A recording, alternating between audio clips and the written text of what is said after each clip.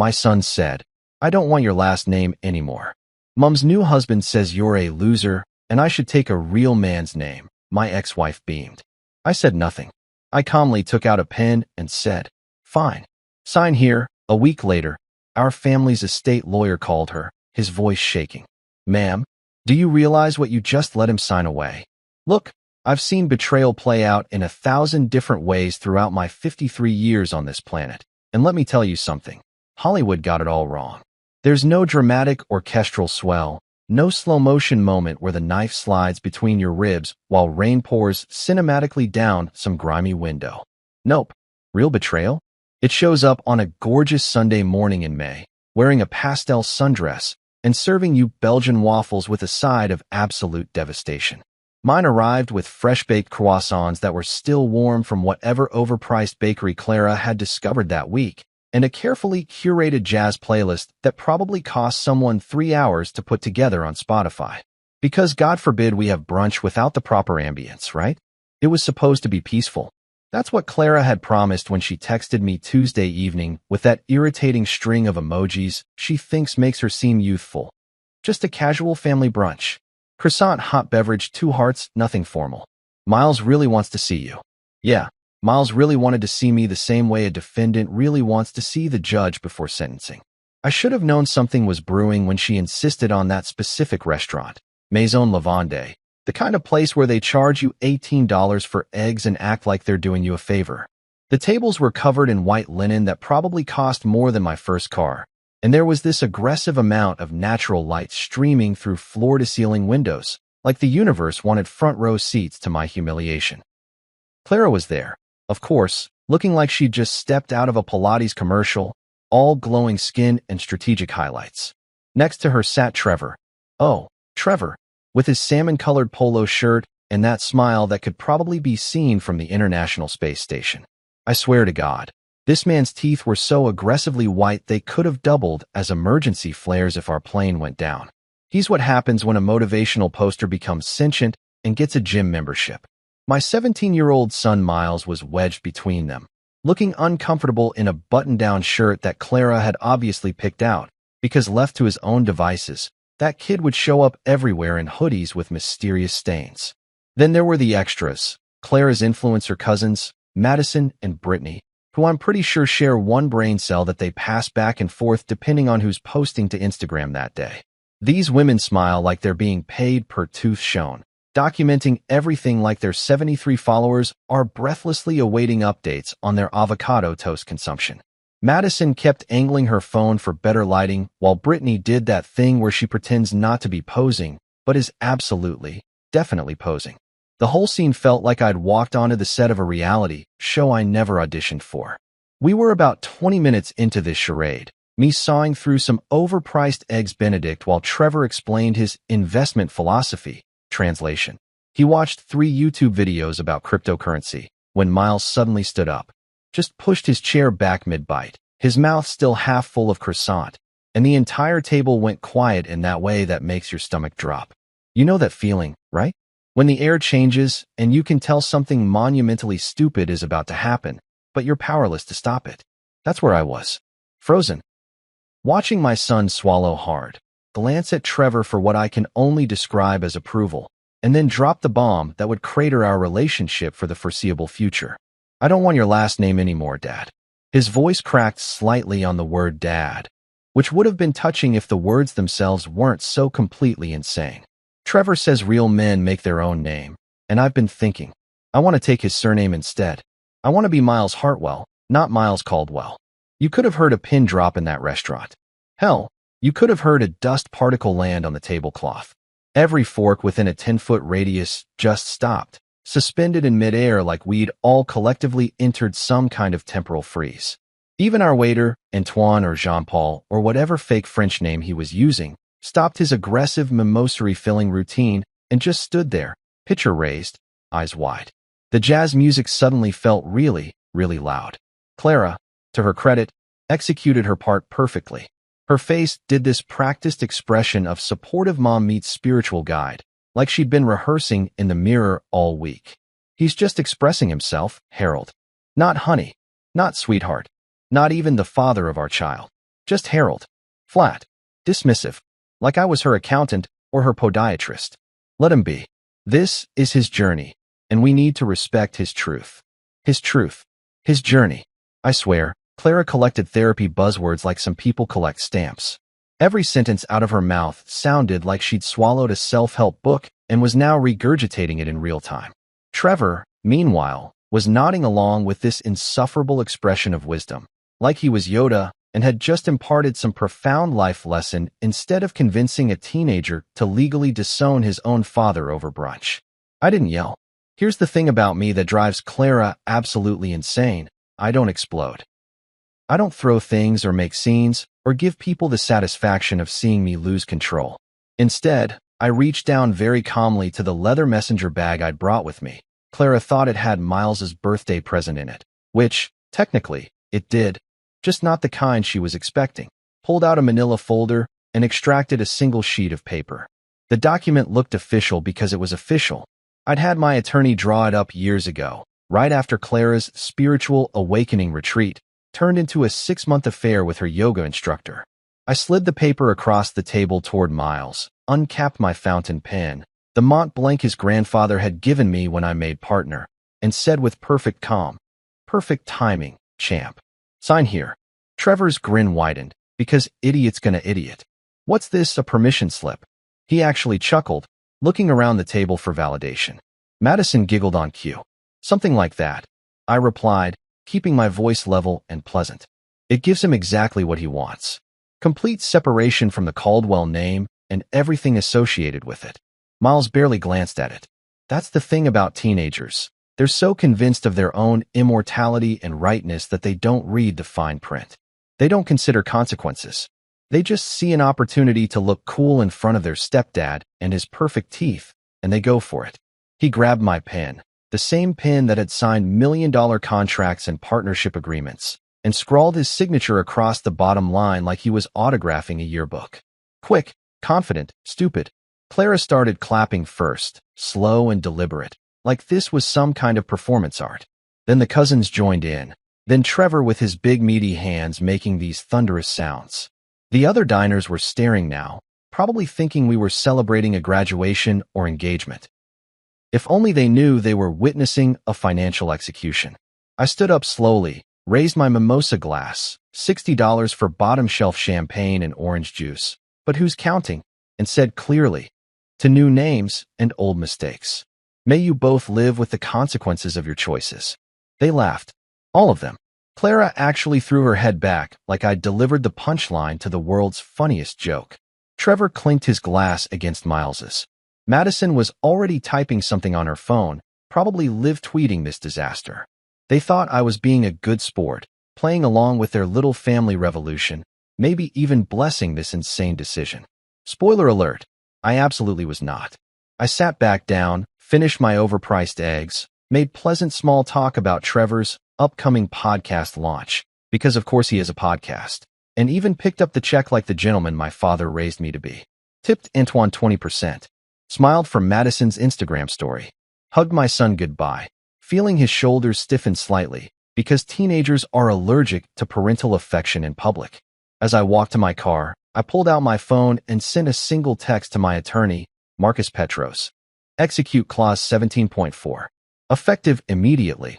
His response came 30 seconds later. "Are you absolutely certain?" I typed back. Never been more certain of anything in my life. Because here's what none of them knew.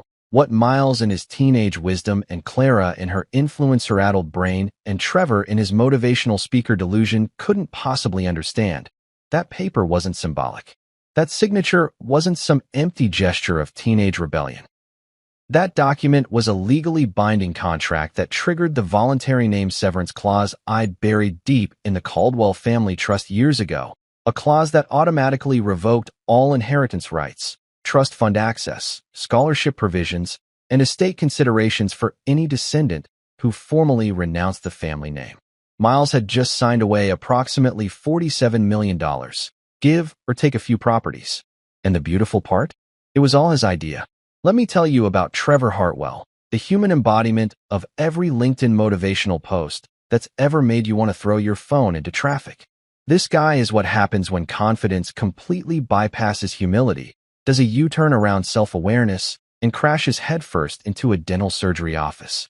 I'm not exaggerating when I say his teeth were so aggressively, blindingly white that they could have guided ships through fog. I'm talking searchlight-level luminosity. If we ever had a power outage, we could have just asked Trevor to smile, and boom, instant emergency lighting.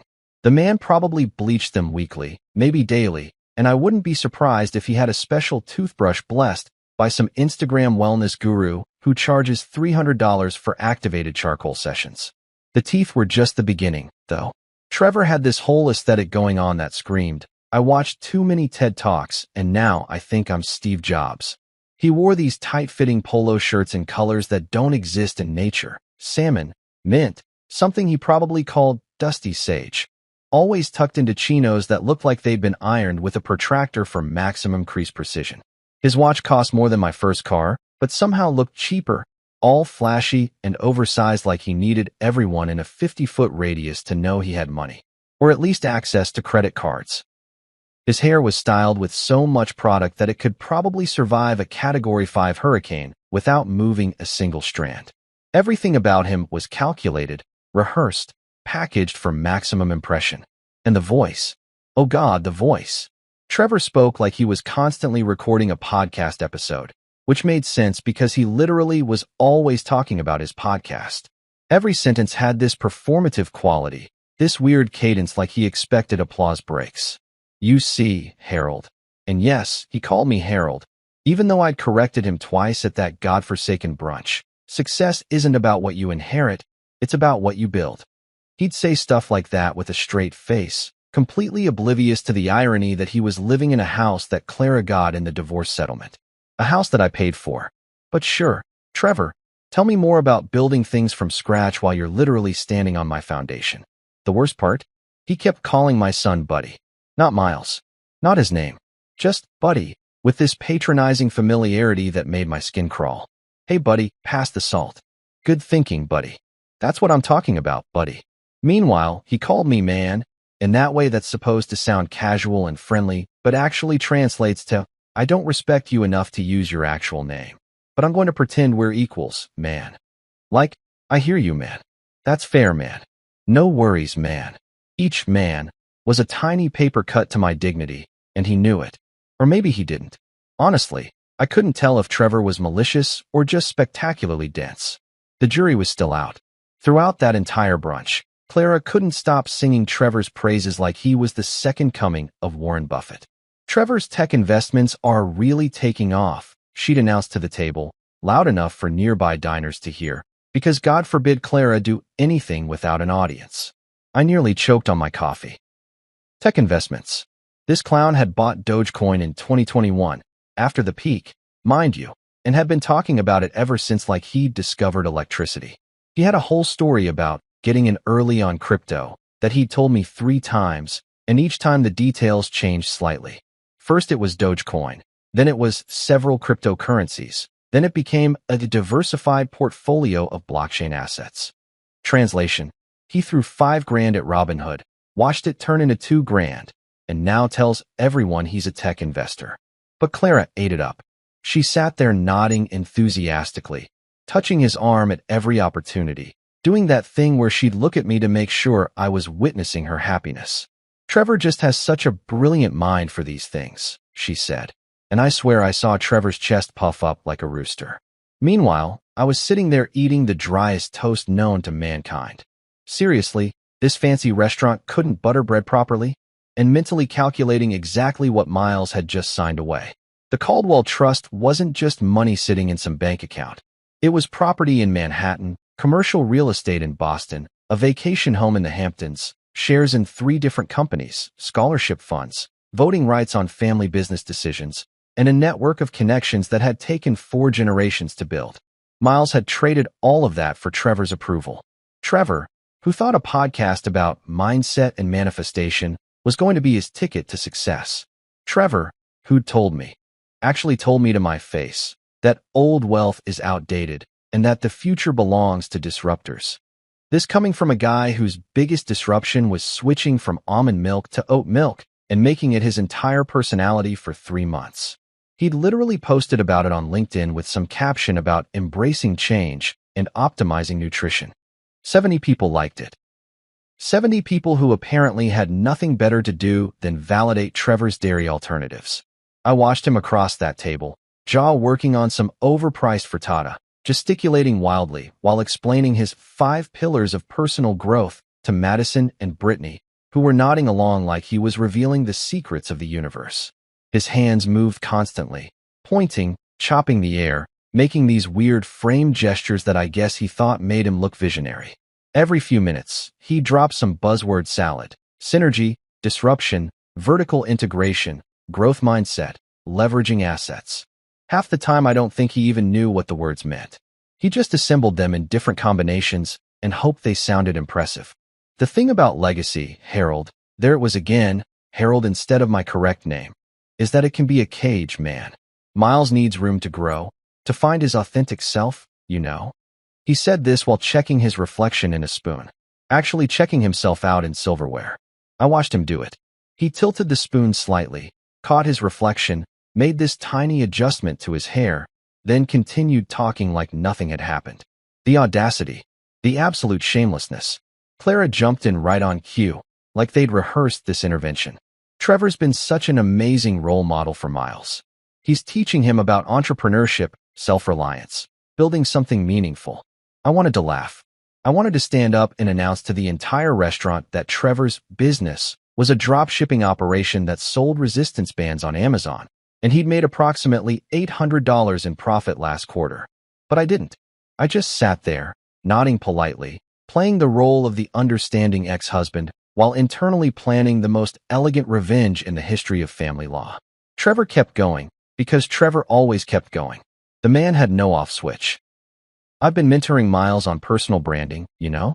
In today's economy, your name is your brand, and he needs a brand that represents who he is, not who his ancestors were. This profound wisdom delivered while he had a piece of spinach stuck between his stupid perfect teeth. Nobody told him. I certainly wasn't going to. Let him walk around with vegetation in his grill, spouting philosophy he'd probably stolen from a Gary Vaynerchuk video. Miles sat there absorbing all of this like gospel, looking at Trevor with this expression of absolute admiration that once upon a time he'd reserved for me. That hurt more than the name rejection, if I'm being honest. Watching my kid gaze at this spray-tan motivational speaker wannabe like he'd just solved world hunger. Trevor wasn't teaching Miles about success. He was teaching him that style beats substance, that confidence trumps competence, that you can fail upward as long as you smile wide enough and use enough buzzwords. But here's what Trevor didn't know, what his growth mindset couldn't possibly comprehend. I'd built the Caldwell Trust from absolute scratch. My grandfather started with a corner grocery store in Brooklyn. My father turned it into a regional chain, then diversified into real estate. I took it further: investments, partnerships, legacy planning. Every property, every clause, every generational safety net was carefully constructed and legally protected. The whole thing was tied to the surname, to the legacy, to the bloodline. It wasn't about ego. It was about ensuring that every Caldwell descendant had opportunities, had resources, had a foundation to build from. Drop the name, you drop the inheritance. Simple as that. Clause 17.4 wasn't some petty trap I'd set. It was a logical consequence, a protection against exactly this kind of stupidity. And Miles, in his teenage wisdom and Trevor-influenced delusion, had just activated it with a flourish, signing away his entire future because some dude with a podcast and a Tesla, at least Tesla, by the way, I checked, told him that real men make their own name. Well, congratulations, Miles. You made your own name. Now let's see what that name is worth when college application season rolls around and your trust fund reads exactly $0.00. Let's see how authentic you feel when your cousins are summering in the Hamptons and you're figuring out student loans. But sure, keep listening to Trevor. Trevor, who probably thinks a Roth IRA is a type of sandwich. Trevor, whose idea of financial planning is setting up a Patreon for his meditation videos. Trevor, the man with too many teeth and not enough sense, who just helped my son make the most expensive mistake of his young life. And I just sat there, smiling, eating my toast, letting them think they'd won. That document Miles signed with all the careful consideration of someone accepting cookies on a website? Yeah, that wasn't some symbolic gesture or empty threat designed to scare him straight. It was Clause 17.4 of the Caldwell Family Trust, officially titled Voluntary Name Severance and Consequent Disentitlement Provision. I know. It sounds like legal mumbo-jumbo, the kind of thing your eyes glaze over when you're flipping through contracts. That's exactly how I wanted it to sound. See, the thing about really effective traps is they don't look like traps. They look boring. They look like standard boilerplate language that nobody bothers to read because who has the time or energy to parse through dense legal terminology when you're busy being a rebellious teenager trying to impress your stepdad? I wrote that clause myself, or rather, I had my attorney Marcus Petros draft it to my exact specifications back in 2019, right after Clara's so-called spiritual yoga retreat in Sedona turned into a 6-month affair with an instructor named River. Yes, River. That was actually his legal name, apparently, because his parents were hippies who thought normal names were too conformist. The guy taught Vinyas flow and talked about opening your heart chakra while simultaneously opening my wife's legs, but I digress.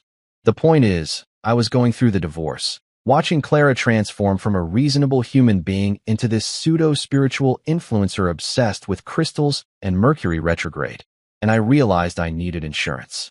Protection. A failsafe against the inevitable moment when she'd poison my son against me. The clause itself was actually quite elegant in its simplicity, buried on page 47 of a 63-page trust document that most people would need prescription stimulants to get through. It stated, in carefully worded legalese that had been reviewed by 3 different attorneys, that any descendant bearing the Caldwell name who voluntarily and formally renounced said name in writing would thereby forfeit all entitlements, privileges, and benefits associated with the Caldwell Family Trust. This included, but was not limited to, trust fund distributions, property inheritance, scholarship allocations, voting rights in family estate decisions, access to the family legal team, beneficiary status on life insurance policies, and membership in the Caldwell Legacy Foundation. Now, you might be thinking, Harold, that seems a bit extreme. A little harsh, maybe. And you'd be right, if we were talking about normal circumstances. But here's what you need to understand about legacy wealth. It's not just money sitting in an account somewhere. It's a living, breathing ecosystem that requires maintenance, respect, and commitment. My grandfather didn't build that corner grocery store in 1947, so his great-grandchildren could casually discard the family name because some motivational speaker with financing issues told them to. My father didn't expand into real estate and investment portfolios so future generations could treat the Caldwell legacy like it was a Netflix subscription they could cancel whenever they felt like it. The trust was structured like a fortress, and I designed it that way deliberately. Multiple layers of protection, each one requiring specific criteria to access. Your name was your key. It was that simple. Caldwell wasn't just a surname. It was a brand, a guarantee, a door opener. It meant something in certain circles, carried weight in certain rooms, granted access that money alone couldn't buy. And Miles had just tossed it away like a receipt from CVS that he'd never need again. I never actually imagined my own kid would be the one to trigger Clause 17.4. When I had Marcus draft it, I was thinking about potential future scenarios. Maybe a grandchild I'd never meet, married to someone who convinced them to hyphenate or change names entirely, some distant relative I didn't have an emotional connection to. The clause was supposed to be a deterrent, a warning sign that said, think very carefully before you do something this monumentally stupid. It was never supposed to be used against Miles. But then again, I never imagined Miles would stand up at a public brunch and declare that he didn't want my name anymore. So I guess we were both full of surprises. When Miles scrawled his signature across that document, and I mean scrawled, the kid's handwriting looks like a drunk spider fell into an inkwell and stumbled across the page. Something very specific happened in the digital infrastructure of the Caldwell Trust. See, I'd had the whole thing automated years ago because I believe in efficiency and also because I don't trust human emotion to properly enforce consequences. The signed waiver was photographed by my phone, under the guise of me documenting this special moment for Miles, because I'm not a complete monster and didn't want to seem suspicious. Uploaded to a secure server, processed through OCR software, verified by facial recognition to confirm it was actually Miles signing, and then triggered an automated alert to Marcus Petros's encrypted phone. That night, around 11:30, I was sitting in my study with a glass of Macallan 18. The good stuff. Because if you're going to burn your relationship with your only child, you might as well have quality scotch while you do it, when my phone buzzed. Marcus, just 2 words. Are you serious? I replied, deadly. The phone rang immediately. Marcus doesn't text when he's concerned. He calls, because he's old school like that. I answered on the second ring. Harold, he said, and I could hear him pacing in his office because Marcus paces when he's agitated. Are you actually triggering 17.4? Like, for real triggering it, not just threatening it. Effective immediately. I confirmed, swirling my scotch and watching the amber liquid catch the lamplight. Consider this a teachable moment. There was a long pause. I could hear him breathing, probably pinching the bridge of his nose the way he does when clients make decisions he considers questionable. Harold, you understand what this means, right? This isn't reversible without unanimous family council approval. I wrote the damn thing, Marcus. I'm aware of the terms. Another pause. He's 17. He's old enough to sign legal documents, apparently. Old enough to publicly disown his father and heritage. Old enough to make choices. He's old enough to live with consequences. Jesus Christ, Marcus muttered. You're savage. I took a sip of scotch, let it burn pleasantly down my throat. Not savage, just educated. There's a difference. Savage implies emotion, impulse, lack of control. This is the opposite. This is the most controlled, calculated, and frankly justified response to disrespect I've ever implemented. Marcus sighed heavily. He'd been my attorney for 23 years, seen me through the divorce, multiple business acquisitions, and one particularly nasty lawsuit involving a commercial property in Boston. He knew how I operated. You're going to burn this bridge to absolute ash, you know that?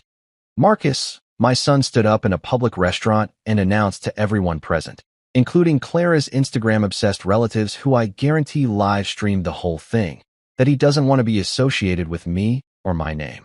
The bridge was already burning. I'm just making sure it burns completely so nobody wastes time trying to rebuild it. What about college? Marcus asked. His trust fund was supposed to cover. Not my problem anymore, I interrupted. He wanted independence from the Caldwell name. He's got it. Congratulations to him. He's independent. He can apply for student loans like everyone else. Or maybe Trevor can pay for it with his Dogecoin dividends. I could hear Marcus typing, probably pulling up the trust documents on his computer. You want me to execute the full severance protocol? All of it. Everything.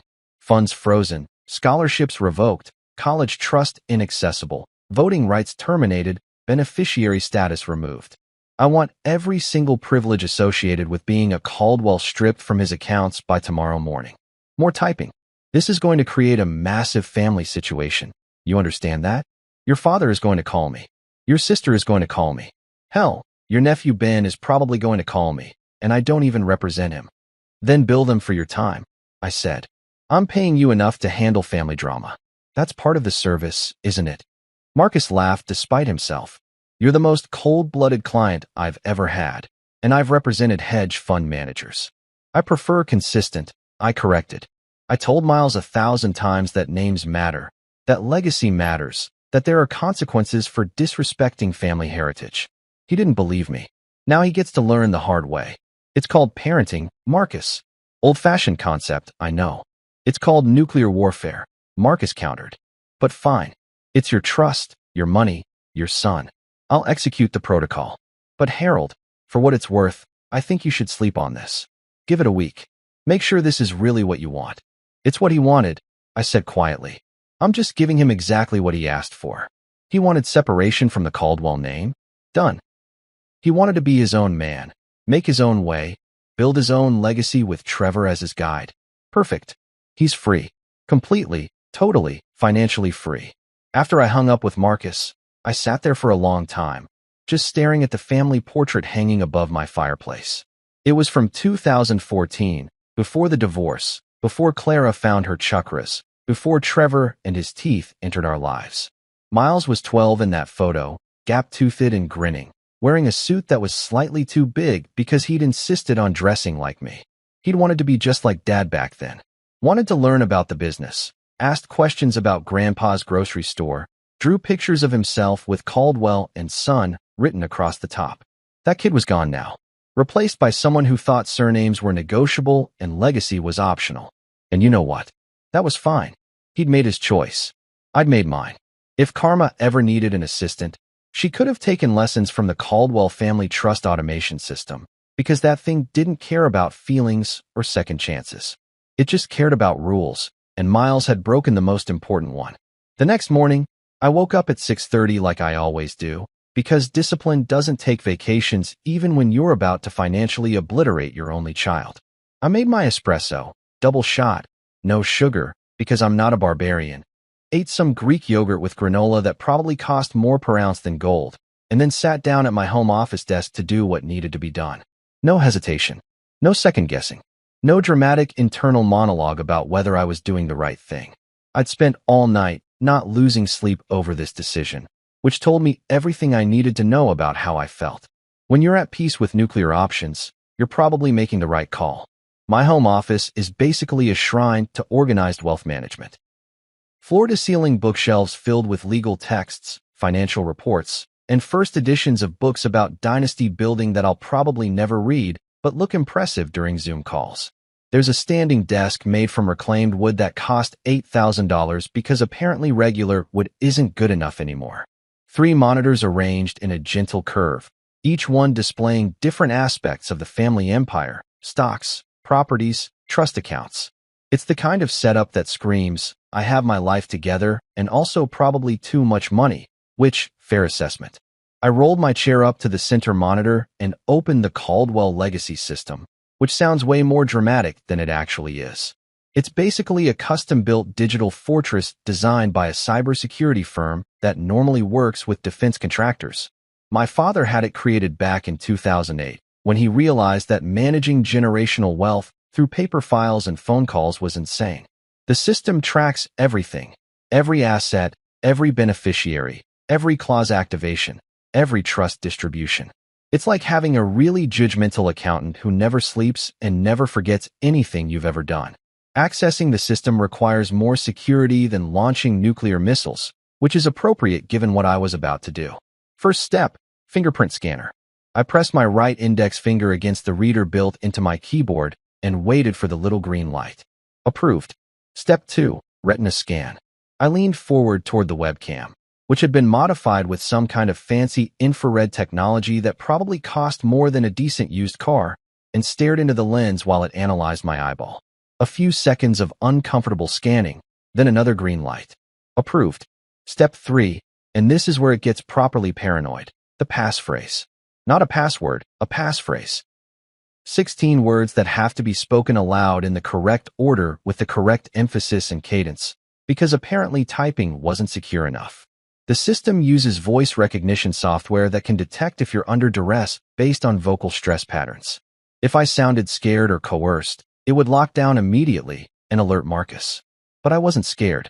I was calm, focused, maybe even a little excited, if I'm being honest. I leaned toward the microphone and spoke clearly.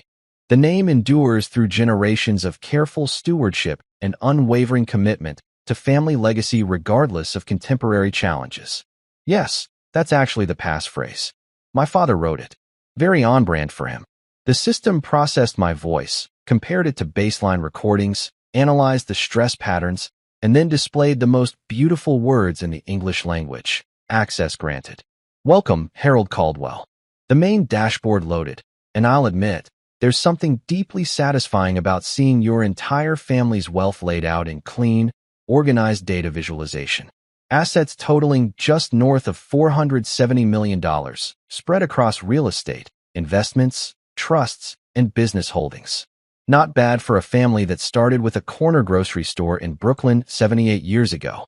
Each family member had their own profile card with their photo, current status, and entitlements. There was my father, status, active patriarch. My sister Rebecca, status, active beneficiary. Her kids, my nephew Ben and niece Sarah, both active beneficiaries. And then there was Miles, still showing that awkward school photo from sophomore year where his hair was doing something truly unfortunate. Miles Caldwell, status, active beneficiary, Trust value, $47,382,000. I clicked on his profile card and watched as a side panel expanded with all his details. College fund, $2.3 million. Property allocations, 3. Scholarship provisions. Active for any accredited university. Voting rights, 1 share on family council decisions. Life insurance beneficiary status, confirmed. It was all there, everything he'd just signed away without reading a single word of that document. There's a search function in the system because when you're managing this much complexity, you need to be able to find things quickly. I typed clause 17.4 into the search bar and hit enter. The system immediately pulled up the full legal text, along with the activation protocol. At the bottom of the screen, there was a button, just one button, red and ominous, labeled Execute Voluntary Severance Protocol. I stared at that button for maybe 10 seconds, not because I was reconsidering, but because I was savoring the moment. This was it. This was the point of no return. Once I clicked that button, an automated sequence would trigger that would systematically strip Miles of every single privilege associated with being a Caldwell. Bank accounts would freeze. Trust fund access would terminate. Property allocations would revert to the general family pool. Scholarship provisions would cancel. His name would remain in the system, but his status would change from active beneficiary to something much less pleasant. I clicked the button. The system didn't ask, "Are you sure?" like some amateur software. It knew that if you'd made it this far through the security protocols, you were sure. Instead, it immediately opened an execution window with a progress bar and a detailed log of every action being performed. I watched, sipping my espresso, as the system worked through its checklist with ruthless efficiency. Verifying signed waiver document. Verified. Confirming signatory identity via facial recognition. Confirmed, Miles Henry Caldwell. Checking for coercion indicators. None detected. Validating legal enforceability. Valid. Beginning asset severance protocol. And then it just started listing everything it was doing, line by line, like the world's most brutal to-do list. Freezing trust fund account TF, 2007, MC. Complete. Revoking scholarship provision SP, EDU, 2024. Complete. Canceling property allocation PA, HAMP, 07. Complete. Terminating voting rights VR, FC, 001. Complete. Removing beneficiary status from life insurance policy LI, 2007-447. Complete. It took maybe 90 seconds for the entire process to complete. 90 seconds to undo 17 years of financial planning and generational wealth transfer. The progress bar filled completely, turned green, and then the system displayed a confirmation message that was almost cheerful in its finality. Severance protocol complete. Status update. Miles Henry Caldwell.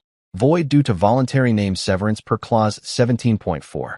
All entitlements revoked. Archive status. Severed descendant.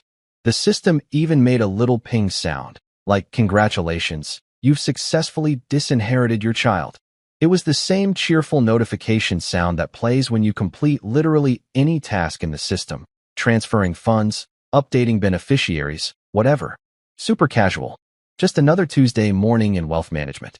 I refreshed Miles's profile card and watched as the numbers updated in real time. Trust value, $47,382,000 became trust value, $0. Active beneficiary became severed descendant.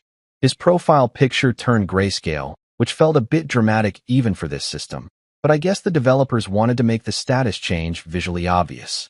There was now a red banner across the top of his profile that read, "Warning, entitlements void, clause 17.4 activated." All of it automated. All of it documented. No emotion, no human error, no opportunity for second-guessing or appeals to sentiment.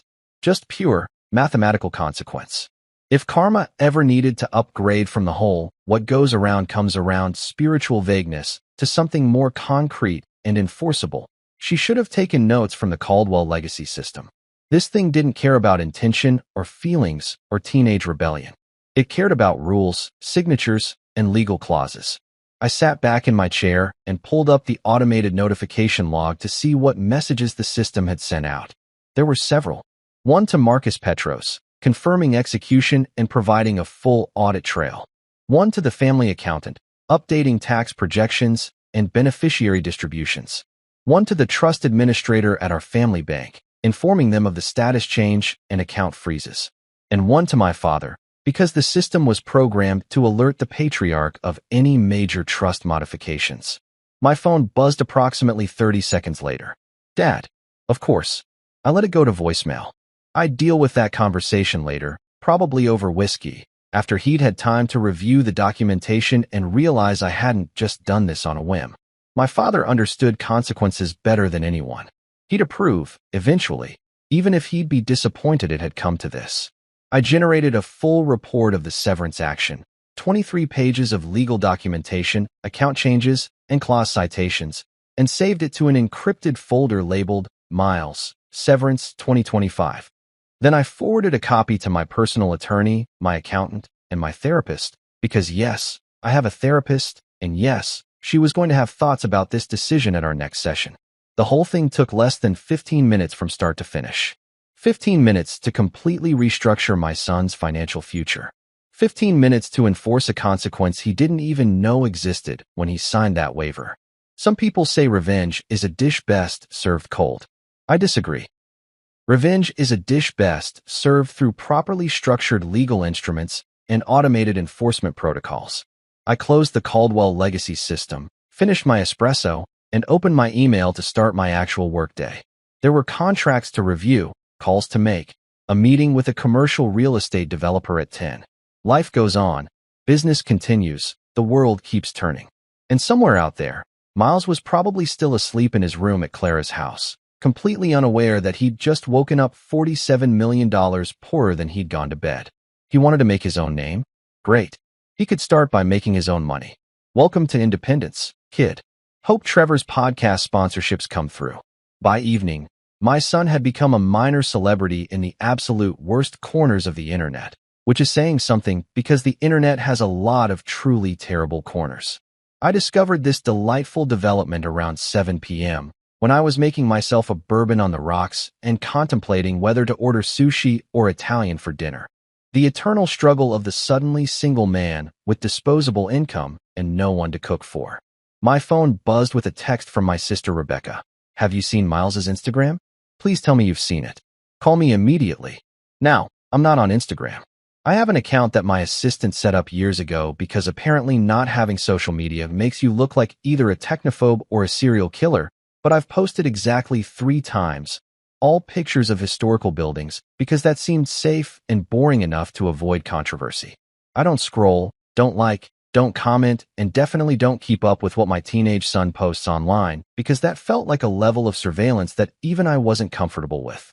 But Rebecca's text had that particular energy of, you need to witness this disaster immediately. So I opened the app and typed Miles's username into the search bar.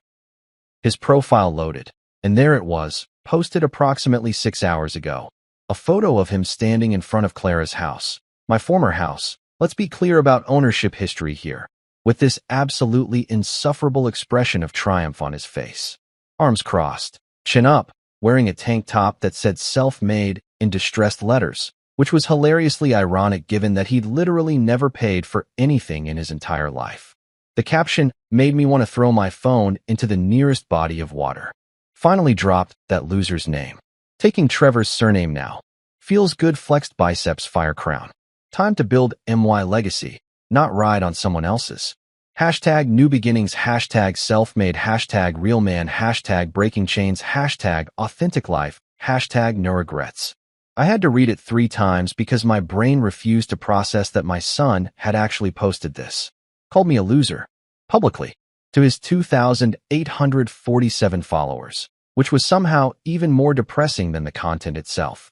The kid couldn't even be a successful influencer while insulting me.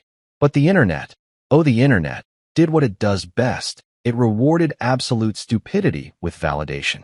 The post had 1,243 likes. 1,243 people had seen my son announce his intention to legally disown his father and thought, yes, this deserves my approval. The comments section was a cesspool of support that made me lose faith in humanity's future. That's growth, King.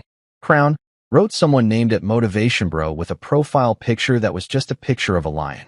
You're living your truth. So proud of you. Sparkles from an account called at Spiritual Warrior 23. Old generation doesn't understand. Keep grinding. 100 points from at Hustle Harder, whose bio said he was a crypto investor and life coach, which translated to unemployed guy who bought Bitcoin once. There were hundreds of these. Just an endless scroll of strangers validating my son's decision to torpedo his entire financial future based on nothing but the caption and his smug face. Nobody asked why. Nobody questioned whether maybe there was more to the story. Nobody suggested that perhaps publicly calling your father a loser might be a decision worth reconsidering. Nope. Just pure, unfiltered support for teenage rebellion dressed up as personal growth. And then I saw it. Clara had commented. Not just commented, but been one of the first responders, which meant she'd probably been waiting for him to post this. Maybe even helped him write the caption. 3 red heart emojis. That's it. That was her contribution to our son publicly disrespecting me. Red heart, red heart, red heart. No words, no context, just hearts. The digital equivalent of applause. I screenshotted that immediately because you better believe that was going into my evidence of parental alienation folder that my attorney had recommended I maintain. Exhibit A. Mother encourages public disrespect of father. But wait, it got better. I clicked over to Trevor's profile, at Trev Hartwell, because apparently Trevor was too many letters for his personal brand, and found that he'd reposted Miles's announcement to his own feed. Reposted it. With commentary. So proud to welcome this young man into the Hartwell family. Leadership isn't about what you inherit, it's about what you build. Excited to mentor Miles on his journey to authentic manhood. Flexed biceps, folded hands, hashtag family first, hashtag real leadership, hashtag mentorship matters. Trevor had posted this to LinkedIn. Actually posted it to LinkedIn, the professional networking site where people are supposed to share job updates and industry insights, not document their role in convincing someone else's kid to change their surname. And people were engaging with it. 47 likes, 12 comments, all from people with titles like entrepreneur, business development consultant, and CEO of companies I'd never heard of and probably didn't exist. This is what mentorship looks like, wrote a guy whose profile said he was a thought leader in the disruptive space. I didn't even know what that meant, but I hated it. I took screenshots of everything. Every post, every comment, every share. I created a new folder on my computer labeled Digital Evidence, Miles Severance 2025, and saved it all. The timestamps, the captions, the engagement metrics, everything. My attorney Marcus had taught me years ago during the divorce that social media posts are admissible evidence in court, and while I wasn't planning on taking this to court, the trust documents handled everything legally. I believed in documentation. You never know when you might need proof that your ex-wife and her tooth-bleached husband encouraged your son to publicly humiliate you. I went back to Miles's post and scrolled through more comments, morbidly fascinated by the sheer volume of support from complete strangers.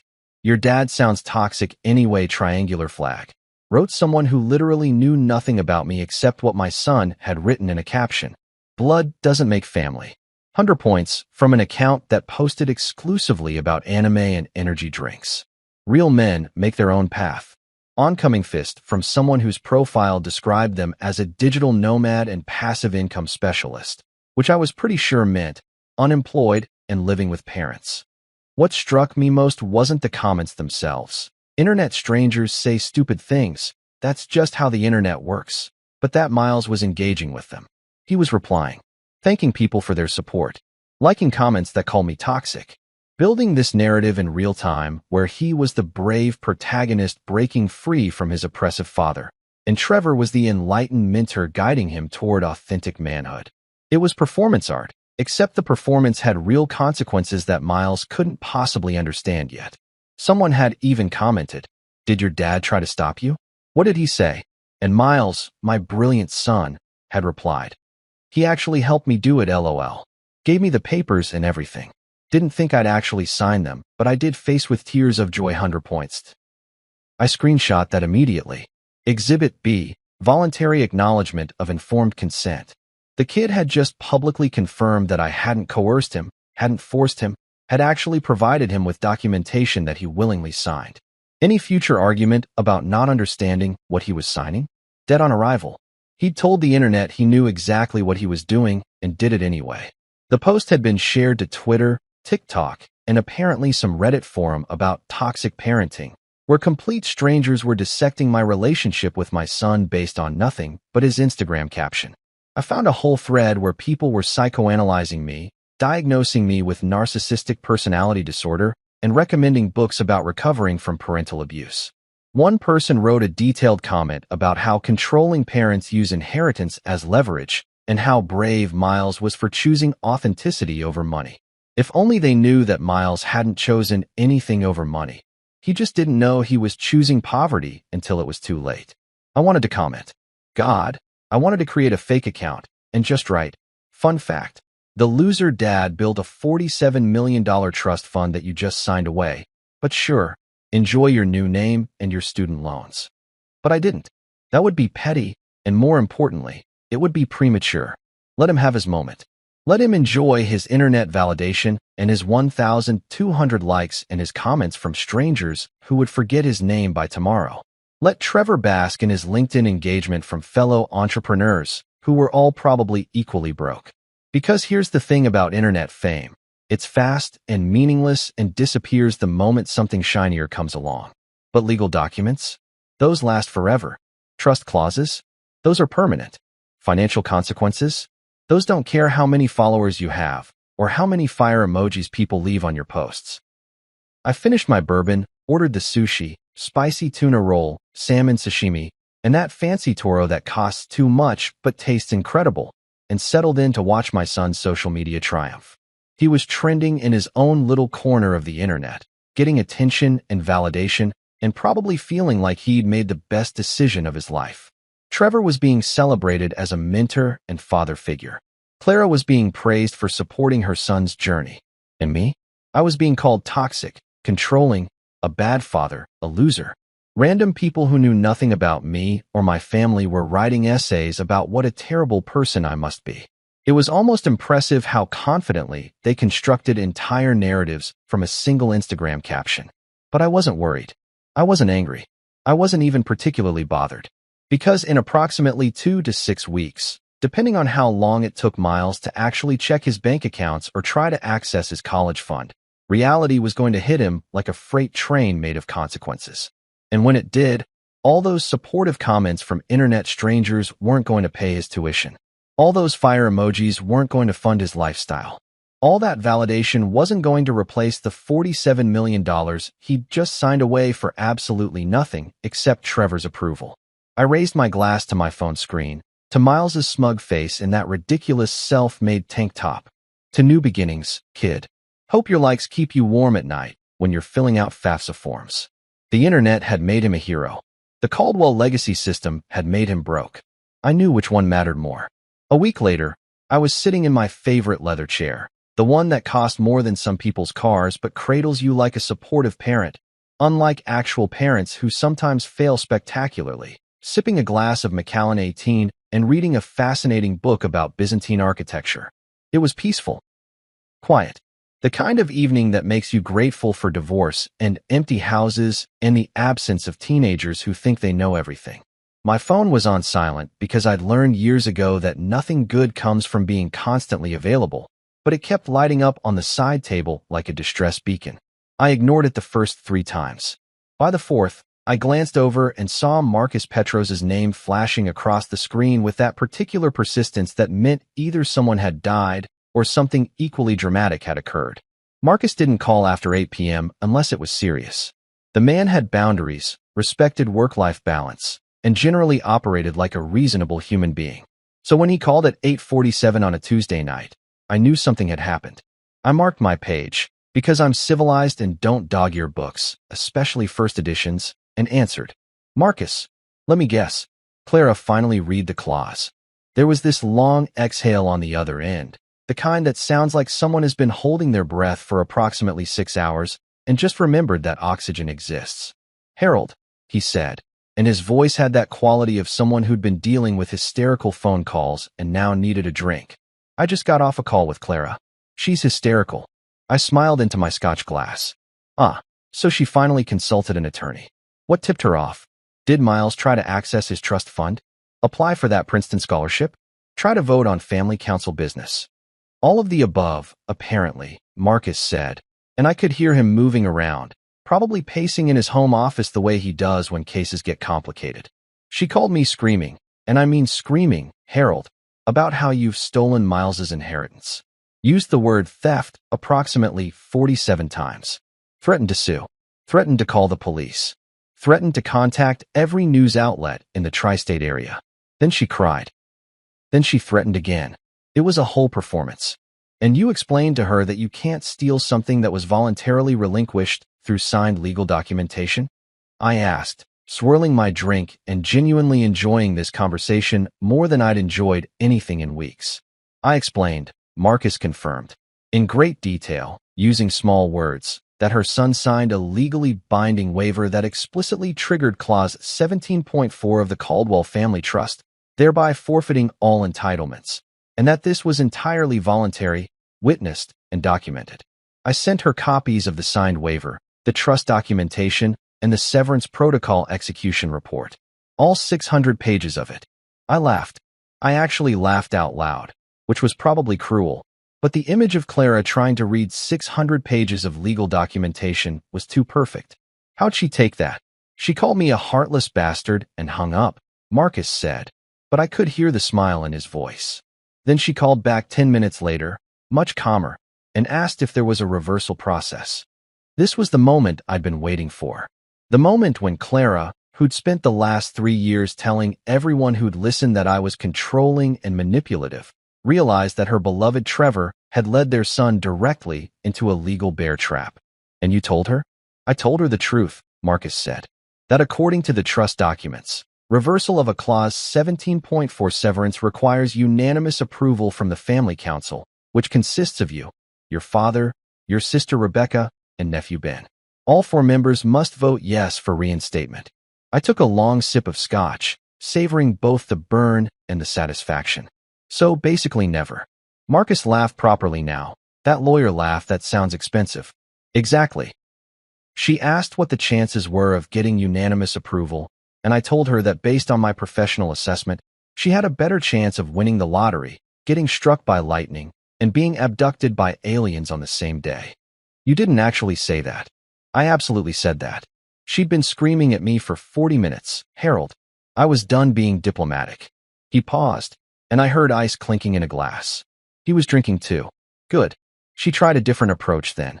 Got all sweet and reasonable. Said that Miles was just a confused teenager. That Trevor had manipulated him. That he didn't understand what he was signing. Except he literally posted on Instagram that he knew exactly what he was signing and did it anyway, I pointed out. I have screenshots.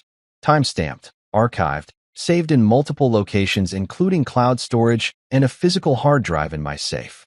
I mentioned that, Marcus said. Sent her the screenshots. That's when she started crying again. Real tears this time, I think. Said you were destroying your son's life over a moment of teenage rebellion. I set down my glass, suddenly less amused. I'm not destroying anything, Marcus. I'm enforcing consequences that were clearly outlined in legal documents that have existed for 6 years. Miles made a choice. A public, documented, celebrated choice. He wanted independence from the Caldwell name. He got it. He wanted to be his own man. Perfect. He can be his own man with his own money, which he'll have to earn himself now. I know that. You know that. Even Clara knows that, deep down, though she'll never admit it. Marcus sighed. She asked me to talk to you. To convince you to reconsider. And you said, I said that I'm your attorney, not your therapist or your priest, and that legal matters are separate from family reconciliation. I also reminded her that I couldn't discuss without your permission with her, which you definitely haven't given me. Correct, I confirmed. What else did she say? She wanted to know what it would take. Like, specifically, what would you need to see or hear to even consider bringing this to the family council for a vote? Marcus paused. I told her I honestly didn't know, because you and I haven't discussed it. Have we? We hadn't. Because I hadn't thought that far ahead, or maybe because I deliberately avoided thinking about it. What do you think, counselor? Hypothetically speaking, if your client, who is definitely not vindictive, just consistent, wanted to establish criteria for potential reinstatement, what would be reasonable? Marcus was quiet for a moment, and I could hear him thinking, probably pulling up the trust documents on his computer. Hypothetically? I'd say you'd want evidence of genuine understanding and remorse. Not just, I'm sorry I got caught, but actual comprehension of what was lost and why it mattered. You'd want time. Can't reverse something this significant after a week. You'd want changed behavior, maybe a demonstrated commitment to family values and legacy. And honestly, Harold, you'd probably want Trevor out of the picture because as long as that guy is in Miles's ear, nothing's going to change. That's not really within my control, I pointed out. No, but you could make it a condition. Miles wants back in the trust? Fine. But he needs to demonstrate that he's making decisions independently, not just following whatever Trevor suggests. Marcus paused. You could also require public acknowledgement. He disowned you publicly, made you look like a villain to his 2,000 Instagram followers. Fair's fair. I considered this, rolling the crystal glass between my palms. You think I'm being cruel. I think you're being exactly who you've always been. Someone who values legacy, respect, and consequences. Is it harsh? Yeah. Is it legal? Absolutely. Is it effective? We'll find out. Marcus took a drink. Clara also asked how Miles is supposed to pay for college now. Student loans exist. Scholarships exist. Work-study programs exist. Part-time jobs exist.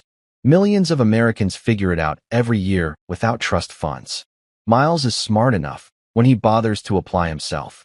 He'll manage. That's essentially what I told her in more diplomatic terms. She didn't love that answer. I'm sure she didn't. I picked up my book, ready to return to Byzantine architecture and away from family drama. Anything else? She asked if you even still love him. Marcus said quietly. Your son. She asked if you still love him, or if this is just about punishing her through Miles. That hit differently than the rest of the conversation. I set the book back down. What did you say? I said that I'm not qualified to speak to your emotional state, but that from a legal perspective, the trust was structured to protect family legacy, and that enforcement of its clauses isn't personal, it's procedural. He paused. But between us, Harold, just you and me talking as friends, not attorney-client. What's the answer? Do you still love him? I stared at the family portrait on the wall, the one from 2014, where Miles was 12 and still thought I hung the moon. Of course I still love him, Marcus. He's my son. I'll always love him. But love doesn't mean protecting people from their own stupid decisions. Love sometimes means letting them fall so they learn to get back up. He made a choice. He celebrated that choice. He called me a loser on the internet for 1,200 people to see. And now he's learning that choices have consequences. That's very philosophical, Marcus observed. Also very expensive, from Miles's perspective. The most expensive lessons usually are. I finished my scotch. Is Clara going to keep calling you? Probably. I'm billing you for it, by the way.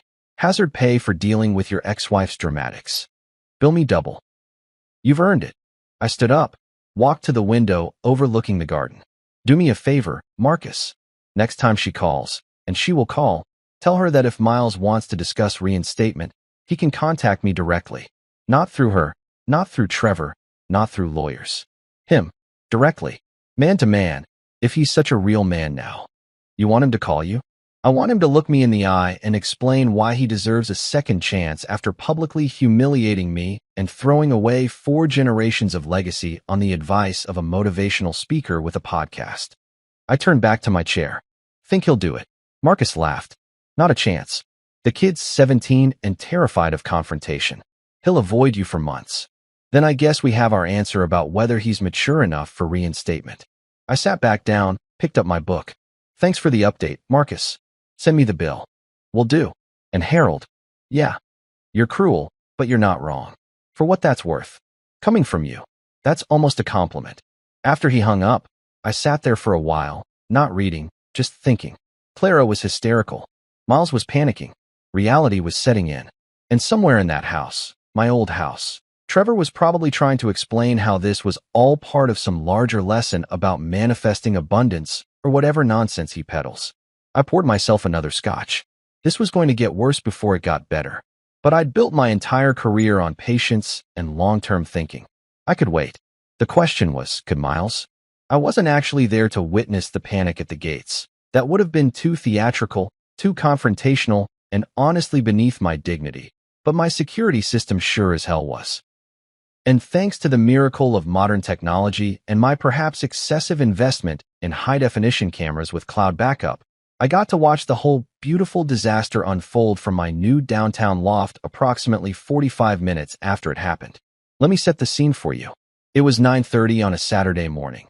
That specific time when reasonable people are either sleeping in or having leisurely brunches, not driving across town to ambush their ex-husbands at property they no longer have access to. But Clara has never been accused of being reasonable, especially when she's in full panic mode. My phone pinged with a motion alert from the estate's front gate. The estate I'd moved out of 3 weeks prior, right after executing Clause 17.4, because I believe in strategic relocations, and also because that house had too many memories of a marriage that died slowly and painfully. I was in the middle of my morning espresso, still in my robe, reading the Wall Street Journal like a civilized human being, when I pulled up the security feed on my tablet. And there it was, Clara's white Mercedes SUV, the one I'd paid for, naturally, pulled up to the front gate with Miles in the passenger seat. Both of them looked like they'd dressed in a hurry. Clara was wearing yoga pants and an oversized sweater, her hair in a messy bun that was trying to be fashionably messy, but just looked panicked. Miles had on a hoodie and sweatpants, the universal uniform of teenagers who've just realized they've screwed up catastrophically. I turned up the volume on the tablet to hear the audio feed. Clara was leaning out of her window, jabbing at the intercom button like it had personally offended her. The gate, of course, remained closed, because I'd had all the access codes changed the day after the severance protocol executed. I'm not an idiot. I knew this confrontation was coming eventually. I just didn't expect it to happen at my old house, which showed a fundamental misunderstanding of how thoroughly I'd planned my exit. Harold, Clara's voice crackled through the intercom speaker, shrill and demanding. Harold, I know you're in there. We need to talk. This is important. It's about Miles's future. Silence from the house, obviously, because I wasn't there and hadn't been for weeks. The property was currently listed with a realtor. I was selling it, couldn't stand to look at it anymore. And the only people with access were my real estate agent and the cleaning service that came twice a week to maintain showing condition. Clara pressed the button again, held it down this time. Harold Caldwell, you open this gate right now? We need to discuss this situation like adults. You can't just ignore us. Oh, but I could. And I was. From a comfortable distance, with excellent espresso and zero obligation to engage with their panic. Miles was leaning forward in his seat, staring at the gate like he could will it open through sheer teenage angst. I zoomed in the camera, because yes, I'd invested in PTZ cameras with 40x optical zoom. And yes, that was probably overkill, but moments like this made it worth every penny, and got a clear view of his face. He looked stressed. Good. Clara tried the old gate code, the one that had worked for the entire duration of our marriage. The keypad blinked red. Denied. She tried it again, slower this time, like maybe she'd misremembered. Red light. Denied. I watched her face cycle through confusion, frustration, and then dawning realization that I'd actually changed the codes, that I'd actually locked them out, that this wasn't just a misunderstanding or technical glitch, but a deliberate choice. He changed the code, Miles said, and even through the security camera audio, I could hear the disbelief in his voice. He actually changed the code. Of course he changed the code, Clara snapped, and her voice had that edge it gets when she's about 5 minutes away from a full meltdown. Your father is petty and vindictive and apparently willing to lock out his own son over a disagreement. A disagreement. She called the complete legal severance of our son from the family trust a disagreement. Like we were arguing about where to eat dinner, not the systematic dismantling of Miles's entire financial future.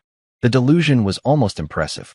Clara laid on the horn, just held it down, letting it blare across the property like that was going to accomplish anything except annoying the neighbors.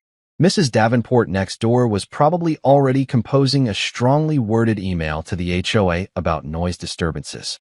The horn echoed off the stone walls of the estate, and I actually laughed out loud in my loft, alone, watching this performance of desperation play out in high definition.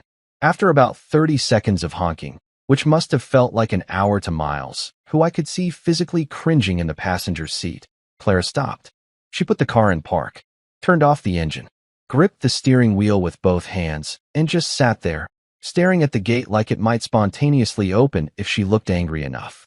That's when Mrs. Davenport appeared, right on schedule, walking her miniature poodle Toulouse down the sidewalk like she did every Saturday morning at precisely 9:45. Mrs. Davenport is 83 years old, has lived in that neighborhood since 1967, and knows everything about everyone. She also happens to think I'm such a nice young man because I helped her carry groceries once and didn't talk down to her about technology. She's Team Harold, in other words, which made what happened next even more delicious. Clara, spotting another human being who might have information, practically jumped out of her SUV. She smoothed down her sweater, arranged her face into something approximating a friendly expression, and approached Mrs. Davenport with that fake casual energy of someone pretending this was a totally normal Saturday morning encounter. "Oh, hi." Clara's voice went up half an octave into her talking to strangers register. "Mrs. Davenport, right? I'm Clara, I'm Harold's ex-wife. Is he home? We've been trying to reach him." Mrs. Davenport stopped walking, and Toulouse sniffed suspiciously at Clara's shoes like even the dog knew something was off. The old woman looked at Clara with that particular expression elderly people get when they're about to deliver information they know will cause distress and are kind of enjoying it. "Harold?" she said, her voice carrying clearly to the security camera. "Oh dear, Harold hasn't lived here for weeks now. He moved out. Let me think, must have been 3 weeks ago. Such a shame, really. He was such a good neighbor." I watched Clara's face on the screen. It went through about 5 different emotions in 2 seconds. Confusion, disbelief, shock, anger, and finally this kind of desperate denial. Moved? No, that can't be right. This is his house. He's lived here for 15 years. Was his house. Mrs. Davenport corrected gently but firmly. I saw the moving trucks myself. 2 of them, very professional operation. He was supervising everything personally, made sure they were careful with his antique furniture. Such a gentleman, that man. Miles had gotten out of the car now, was standing on the sidewalk looking like his entire world was tilting sideways. Which, to be fair, it was. "Did he say where he was moving to?" he asked, and his voice cracked slightly on moving, which would have been touching if he hadn't put himself in this situation. Mrs. Davenport smiled at Miles with grandmotherly sympathy. He didn't mention specifics, just said he needed a fresh start. "Can't say I blame him after everything he's been through." She said this last part with a pointed look at Clara, because Mrs. Davenport absolutely knew about the divorce and had opinions about it. Such a shame when families fall apart. Clara's mouth opened and closed like a fish gasping for air. "But he has to tell us where he's living. He has a son. You can't just disappear when you have a child." "I'm sure you can reach him through his attorney," Mrs. Davenport said primly, and I could tell she was enjoying this way more than she should. "That's what my late husband always said. Legal matters should go through proper channels. Now if you'll excuse me, Toulouse needs his walk." She continued down the sidewalk, leaving Clara and Miles standing there in front of the closed gate like visitors to a museum that was permanently closed. Clara turned back to look at the house, my old house, the house she'd kicked me out of during the divorce, the house she'd probably driven past regularly feeling smug about. And I could see the exact moment reality hit her. Miles walked back to the gate, pressed his face against the iron bars like a kid looking into a toy store he couldn't afford. "He's really gone," he said quietly. "He actually left." "Of course he left," Clara said, but her voice was shaky now, the confidence evaporating. "This is what he does. He runs away when things get difficult. Classic Harold behavior." I almost dropped my tablet. Classic Harold behavior? I'd stayed through 15 years of marriage, supported her through 2 failed business ventures, tolerated her yoga instructor affair for 6 months before she finally admitted it, and paid for everything including the therapy she claimed would save our marriage, but actually just convinced her she deserved better. But sure, I was the one who ran away when things got difficult. They stood there for another few minutes, Clara making phone calls that clearly weren't being answered. Probably trying my cell, which I temporarily routed to voicemail for exactly this reason, while Miles just stared at the house like it might give him answers. Finally, mercifully, Clara got back in the SUV. Miles followed, moving like someone in a dream, or maybe a nightmare. As they drove away, I rewound the footage and watched it again, because I'm petty and it was incredibly satisfying. The confusion when the code didn't work. The desperation in Clara's voice. Mrs. Davenport's perfectly delivered revelation. Miles's face when he realized I'd actually left. It was better than anything I could have planned if I'd been there in person. I made myself another espresso, pulled up my phone, and sent a text to Marcus. They tried to visit the old house this morning. Security footage is archived and saved. Clara looked appropriately panicked. His response came 30 seconds later. You're actually enjoying this, aren't you? I typed back. I'm enjoying my coffee. The panic is just a pleasant bonus. Because that's the thing about consequences. They're not about revenge or cruelty or punishment. They're about clarity. Clara and Miles had spent weeks operating under the assumption that this was temporary, that I was bluffing, that eventually I'd cave and restore everything, because that's what fathers do, right? They forgive. They relent. They put their kids' needs above their own hurt. But I wasn't forgiving yet. I wasn't relenting.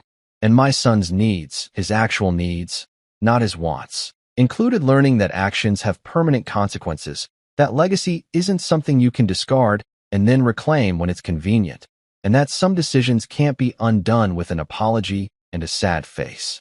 They'd come to the gate expecting confrontation or negotiation. Instead, they got an empty house and an elderly woman with a poodle delivering the news that I'd moved on. Literally, physically relocated my entire life away from them. That message was clearer than anything I could have said in person.